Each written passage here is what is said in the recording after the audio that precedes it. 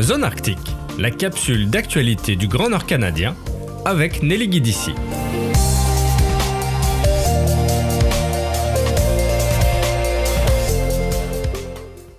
Le 25 février 2025, 4 étudiantes et étudiants francophones des territoires du Nord-Ouest, du Yukon et du Nunavut ont eu l'occasion de rencontrer l'athlète Guillaume Grima et de lui poser des questions.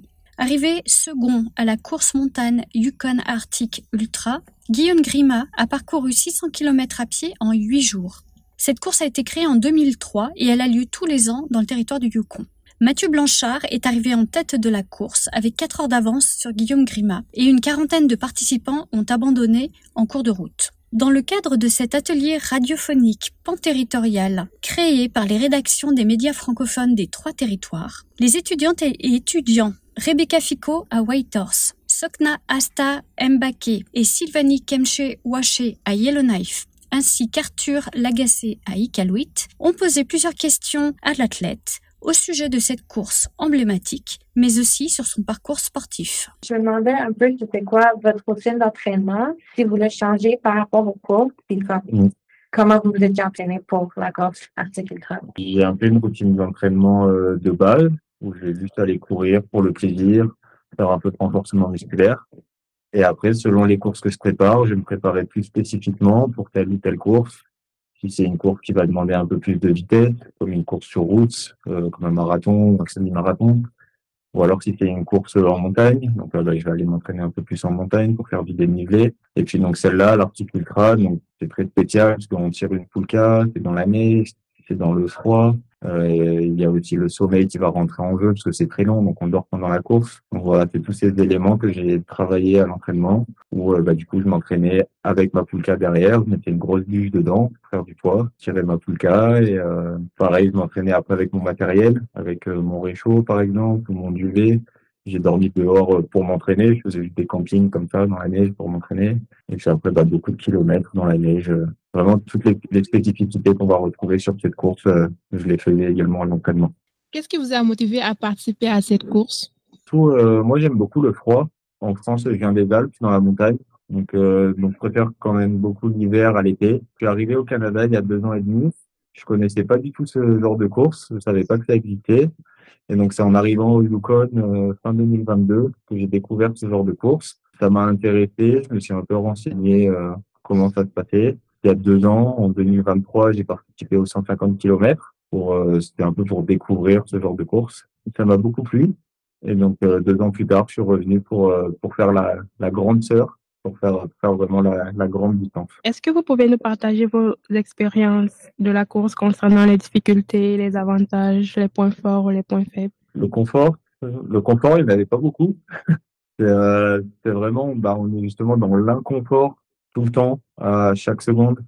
Il y a très peu de moments de repos où on est vraiment comme au chaud ou bien reposé. C'est à partir de la première journée, ça se passe bien.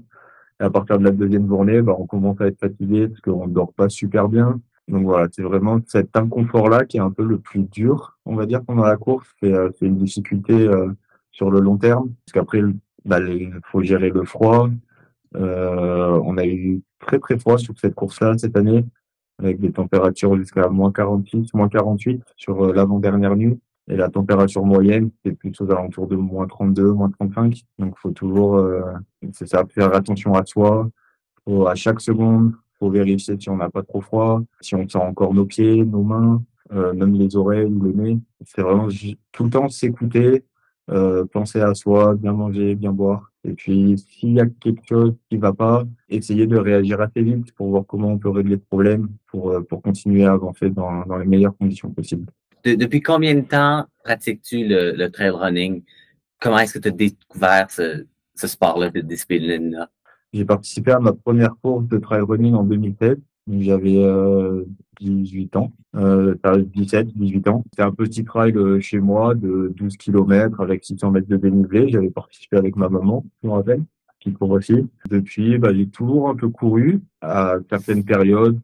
On va dire que je participais à quelques courses, donc je m'entraînais 2 mois pour une course, puis après je courais plus pendant 3 mois, je m'inscrivais à une autre course, donc je me re-entraînais. Et depuis 2 ans maintenant, 2 ans et demi, en fait, depuis que je suis arrivé au Canada, je me suis vraiment intéressé à la course à pied, mis dans un entraînement plus à long terme. C'est un peu ce qui m'a emmené jusqu'à cette course cette année. Je me demandais, comme c'est une course vraiment longue et difficile, si vous avez eu des moments de doute durant la course, s'il y avait des moments vraiment difficiles où est-ce que vous avez peut-être eu envie d'abandonner ou juste de ralentir? Pas vraiment, pas de me dire c'est bon, j'en ai marre, je m'arrête. Parce que justement, c'est quand même un investissement les mois avant d'entraînement. Donc bien sûr, on a envie que ça s'arrête. On est humain quand même, et en fait, d'être dans un inconfort comme ça pendant des jours et des jours, on a envie que ça s'arrête. On a envie de retrouver une pièce au chaud, un lit, de la bonne nourriture. Donc c'est pas lui. Envie que ça s'arrête. Et après, la notion d'abandon, pas vraiment. Personnellement, à chaque fois que je commence une course, je suis très très motivé à la terminer. Donc en fait, si j'ai pas réellement de soucis physiques, si je suis pas blessé, voilà, j'ai pas de réelle raison d'arrêter. En fait, j'ai pas de raison d'abandonner, mis à part que c'est inconfortable. Mais c'est aussi pour ça qu'on fait ce genre de course, pour aller tester, pour trouver ses limites, on va dire. Et voilà, pour voir de quoi on est capable, pas arrêter à la première difficulté, mais tant qu'on n'a pas de réelle raison d'abandonner, on pense à des choses positives et puis on continue, quoi. Quel aspect de la course vous ont particulièrement plu ou déplu? Ce qui m'a le plus plu, c'est la rencontre donc avec les autres athlètes. Donc on se voit pas beaucoup pendant la course, mais avant la course, on a quelques jours où on se rencontre, où on a des briefings. Donc ça permet d'échanger avec d'autres athlètes, de voir comment eux ils se sont préparés. Et puis après, pendant la course, on se croise de temps en temps, on partage quelques kilomètres.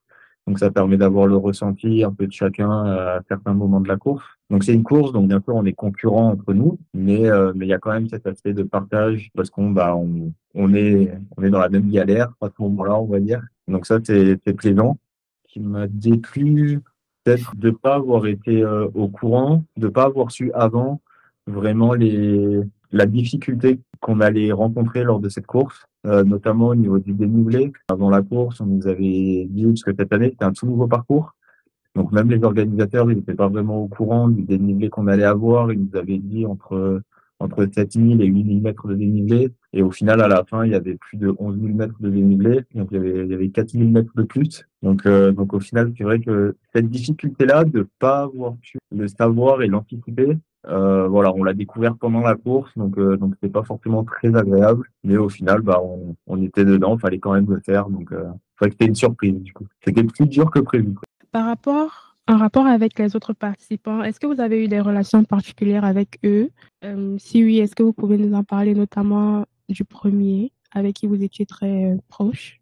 Comme je l'ai dit, en fait, pendant la course, on se voit pas beaucoup, notamment parce que je suis parti un peu devant dès le début, donc avec Mathieu Blanchard, qui est franco-canadien. Donc du coup, les 180, 200 premiers kilomètres, c'est vrai qu'on était un peu côte à côte. Il avançait plus vite que moi, mais après, on se rejoignait au checkpoint à chaque fois. Et puis même entre les checkpoints, oui, on a partagé quelques kilomètres. Donc c'était vachement bien en début de course d'avoir quelqu'un, d'être à deux, en fait, pour se soutenir un peu mentalement, et un coup c'est moi qui étais devant, un coup c'était lui, donc en fait ça permet de se reposer un peu, pas physiquement mais mentalement, d'avoir quelqu'un devant. Et donc après ça, il est parti plus devant, même si je le revoyais au checkpoint, mais après ça j'étais un peu plus seul. Et donc en fait après on faisait un aller-retour sur la North Canal Road, on faisait 130 km aller, 130 km retour. Et donc c'est vrai que du coup sur le retour, j'ai croisé d'autres participants. J'en ai croisé 2 à vélo et puis ensuite 3 à pied.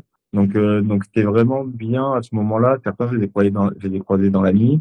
Donc c'était bien à ce moment-là de croiser quelqu'un après plusieurs heures tout seul, de croiser quelqu'un, il se passe quelque chose, ça met un peu d'action et puis de pouvoir échanger quelques mots, quelques minutes, ça permet de se reposer et puis d'échanger, d'avoir un petit moment de réconfort, on va dire. Et on se dit bon courage pour la suite, et puis après, chacun repart de son côté. Pour revenir à Mathieu, du coup, c'est vrai que l'avant-dernier jour, j'arrivais au dernier checkpoint, lui, il repartait du checkpoint, et donc on s'est croisés à la sortie. Donc c'était vraiment beau ce moment, parce qu'on venait de passer tous les deux une nuit compliquée. C'était la nuit la plus froide, et donc on s'est vus, donc on s'est pris dans les bras. On était vraiment contents de se retrouver à ce moment-là. On a échangé quelques mots avant de repartir pour la dernière section avant l'arrivée. Ouais. C'était vraiment un beau moment. Ouais.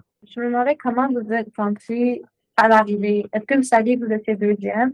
Je savais que j'étais deuxième, parce puisque du coup, on n'est pas énormément au départ, donc très vite, on sait à peu près à quelle place on se trouve. D'autant qu'il y a eu beaucoup d'abandons sur la course, notamment dès le premier checkpoint. Et en fait, je savais déjà que quand j'allais arriver, on était plus que 4 ou 5 coureurs. Donc je savais qu'il y avait que Mathieu devant moi, donc je savais que j'étais deuxième. Juste un peu avant l'arrivée, je savais qu'il restait quelques kilomètres. C'est bizarre à dire, mais j'essayais de me dire profite de chaque kilomètre, de chaque seconde, parce que ça va bientôt s'arrêter. Et donc profite d'être encore dans la course, de vivre encore cette aventure. Parce qu'après, dès que tu vas passer la ligne d'arrivée, ça y est, ça sera fini. En fait, l'aventure sera finie. Donc vraiment, j'essayais de profiter de chaque seconde jusqu'à la ligne d'arrivée. Et puis après, à la ligne d'arrivée, il y avait quelques membres de mon entourage qui étaient là, quelques journalistes pour prendre des photos, et puis juste des gens. L'arrivée était à Faro, donc j'avais vu des gens de Faro, je pense, des gens de l'organisation qui étaient là pour m'accueillir. Donc c'était très très beau. Il y avait pas mal de bruit, pas mal d'émulation. Donc c'était très très très beau. Mais c'était en même temps un peu déroutant presque, parce que justement, je venais de passer 8 jours quasiment tout seul. Et donc là, une petite foule autour de moi, d'un coup, c'est difficile d'avoir des repères à ce moment-là. Mais juste très content de voir tous ces gens contents pour moi, autour de moi, m'applaudir. Donc c'était vraiment vraiment fort aussi comme moment à ce moment-là. Ouais. Et beaucoup de joie et de fierté.